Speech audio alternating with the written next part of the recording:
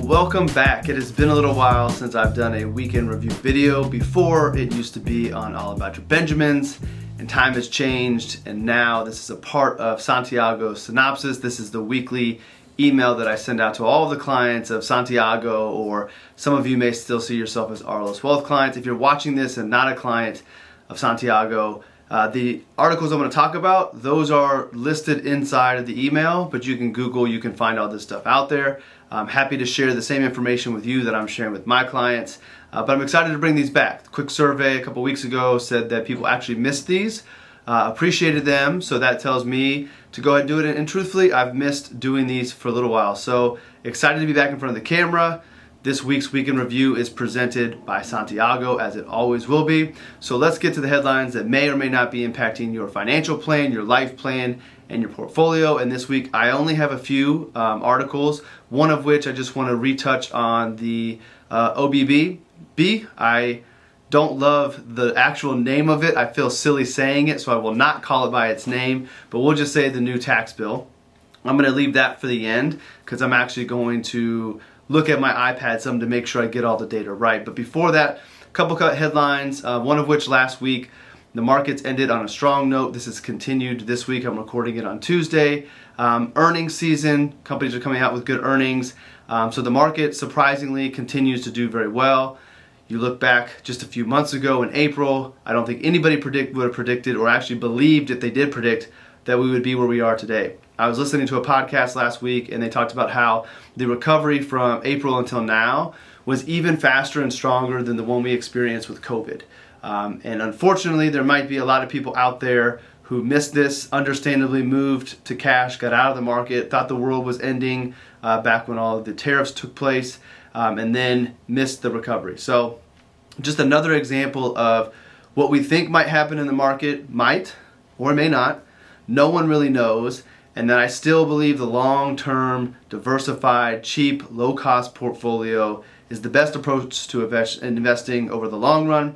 And as I tell some of my clients, and you've probably heard this before, if I ever lose belief in the markets, if I lose belief in that system, I will change the relationship that I have with you. I'll still be your advisor, I'll still be your planner, but I will not manage your investments if I don't believe in the system. So this just kind of shows us why we shouldn't react to the headlines. Headlines are momentary, markets are long-term, they're forward-looking, they digest information and they go back to moving forward and pricing what they think is going to happen. So obviously we're all happy to see the markets up. One thing that isn't really a part of this one, but I just want to bring attention to, in recent meetings I've kind of highlighted how our portfolios have done pretty well this year because of diversification, which over the last 15 years, diversification has actually been a hindrance to performance. And not that we're trying to make the most money possible in our portfolios. Our strategy is different than maximizing money, but international holdings have been a drag on our portfolios for a long time. And this year, they're actually doing very, very well. And they're actually outperforming the US. They helped us be in a good position back in April because of their outperformance relative to the US. And I would be lying if I didn't think over the last couple of years of what would happen if I just ditched international, went even more heavy into US, and waited for the tide to turn. I would have missed it, and I'm glad I didn't do that. And I would have never actually done it because it goes against my principles and what I've been taught, and what I've done for 20 years. But I am human, and sometimes those thoughts come in, but discipline remained, and everything kind of came out. So I just wanted to bring your attention, if we haven't had a chance to talk in the last month or so, to the benefit of having international funds in our portfolio when they really haven't been that much of an advantage over the last period of time. Who knows what's going to happen going forward, which is all the reason to just keep the diversification intact and stay disciplined. So markets continue to do well. You probably already know that. The other article I wanted to hit on real quick was the economists across the country. I think they surveyed 69 economists, possibly. I think that's the number in the article.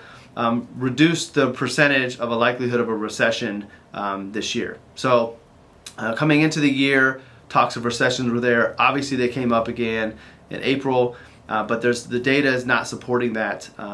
So they have reduced the percentage of likelihood of recession. The reality of it is they don't know. They're looking at different metrics. They're looking at inflation. They're looking at unemployment. They're looking at earnings. They're looking at tariffs. All of these things, and they don't believe that recession is here, which maybe there's a contrarian indicator that, okay, maybe we are closer to recession. And closer to a recession we are, because it's been a while since we have one. And these recessions are normal. If you've listened to these over the years, you know I've talked about how recessions happen every couple of years. They're a normal part of the business cycle. They are healthy, although they may not be fun to experience.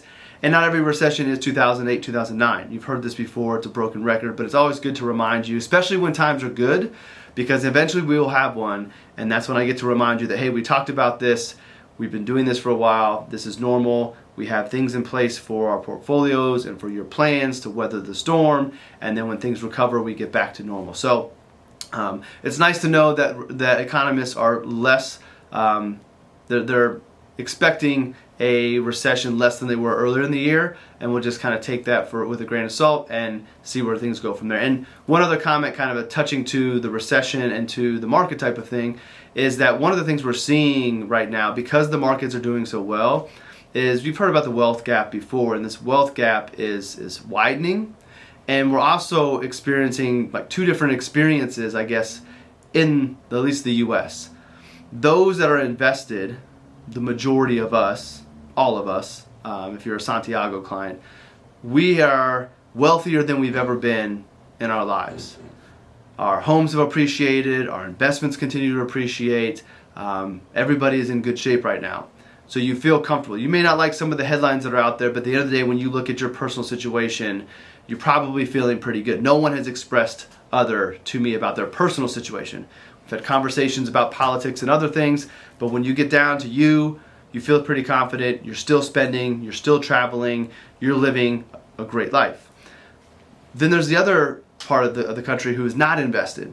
They're not in the high net worth area, and they are experiencing a recession for them. They're having trouble finding jobs, wages are not rising quick enough for them, and they feel like we are in a recession. So it's an interesting dynamic to see these two different experiences going on in the same country, in the same economy.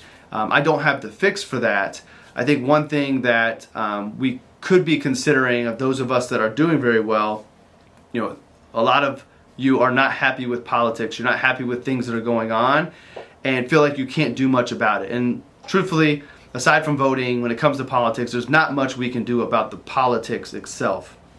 However, I do think that those of us in a position can be more charitable. We can use the wealth that we have, and we can use it to help others if we want to. So while we may not be able to change what's going on in Washington, D.C., we may not be able to change the politics, we can make change maybe on a local level. We can make change through other organizations, but we can do our part to right the things that we think are wrong. And those are all up to you individually.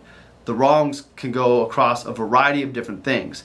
And there is no right or wrong to these things, it's how you feel. So if you feel like there are things you're not happy about and you feel helpless, and if you're in a good situation financially, and we can check your financial plan, we can talk about this in our reviews, if you want to be able to use some of your wealth to direct it in a way so you are at least doing something to try to improve the problems you're seeing. One of the things that frustrates me is when people want to complain about something but then don't actually want to do anything about it. I don't think you get to complain if you're not willing to do something. And it doesn't always have to be money either. It could be your time, it could be your energy, it could be bringing awareness to things, but there are ways to help correct things you're not happy with. One of which would be leveraging the wealth that we have right now to be able to do that. Even if it's on a small amount, it'll allow you to feel better about what's going on. You might not be happy about the macro of it, but on the micro where you are, you can do some things to try to make things better. And theoretically, if everybody did that, if everybody did a small part to make something better, it would probably move the needle in improving things out there. Because there's a lot of us, like I said, that are in a situation where we've never been wealthier than we have been before. We have more money than we're ever going to need. A lot of my retirees are in that situation. So if we're not happy about something, we could potentially look to use our financial plan, our life plan, and our resources to make a small dent and move things in the direction that we would want them to see. And at least we did our part. So just a little commentary there. Let's get to the tax bill that was recently passed. Last week in the synopsis, I had a nice little summary about it. A few things I wanted to hit on to make sure you didn't miss. So this is why I'm going to look at my iPad and eyes down, not looking at you. Make sure I don't miss things. I just highlighted the ones I feel like are the ones that are going to be most impactful to us in our planning, or you'll see in your life. There's a lot of things in this bill that will not actually impact all of us on an individual level. That goes to the macro, and we can do our part to try to help people that we feel like are being left behind or don't get the benefits that they might need.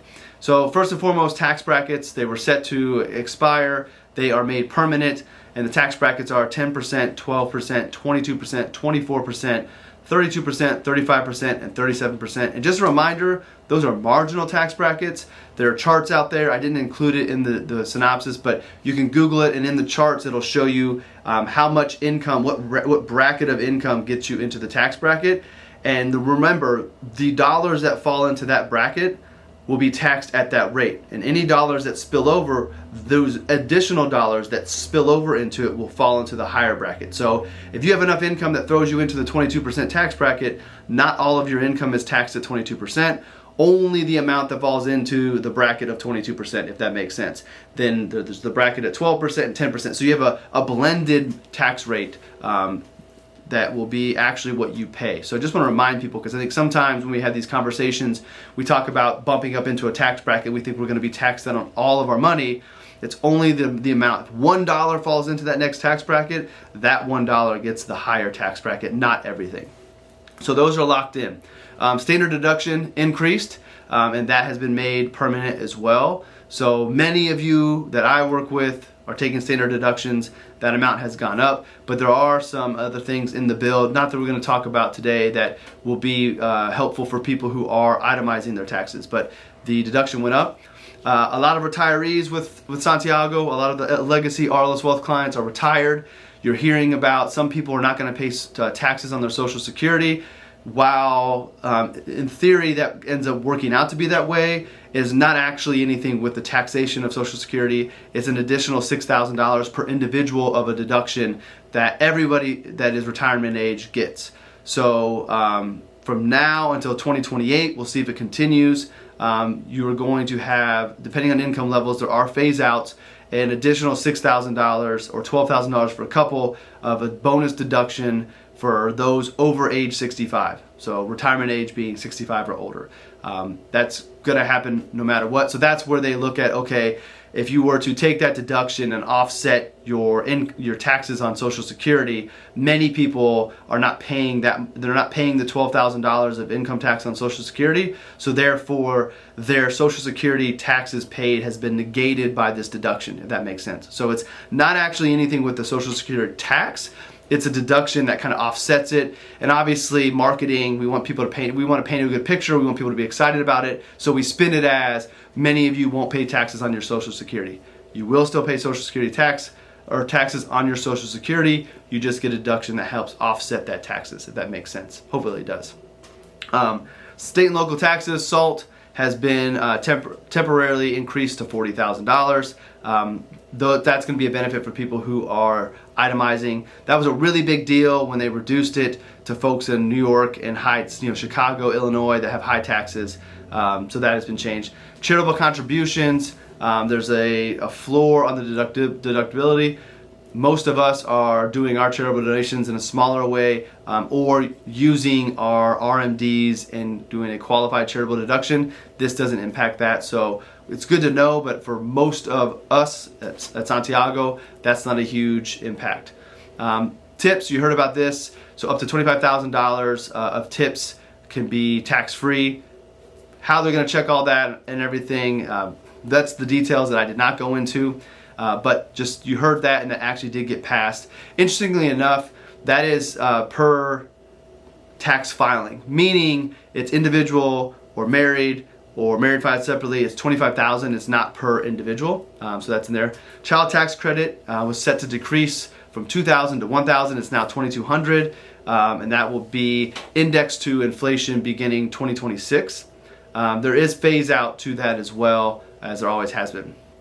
Estate taxes has jumped up to $15 million per person, or up to $30 million per couple. This was a number that was set to sunset next year as well. It has been raised, and that will continue to be raised or continue to grow with inflation as well. 529 plans, this is something that may come up in our conversations. They're more flexible. So when they first started, it was college expenses only.